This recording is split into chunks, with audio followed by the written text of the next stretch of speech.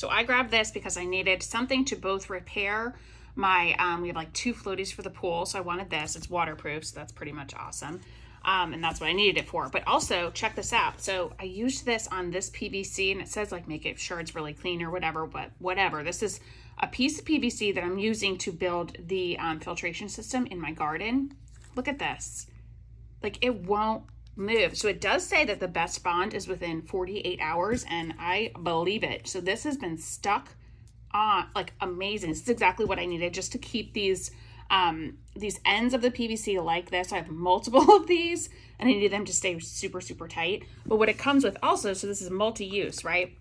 It's waterproof, tear-proof, and high strength. And it comes with this, which is really, really helpful when you're thinking about the things like the floaties, the trampoline, maybe like anything that you need it to be waterproof seal, like those air mattresses you have. You need this to help smooth it over. And you've got all of these to use too. So it comes with these, which is huge.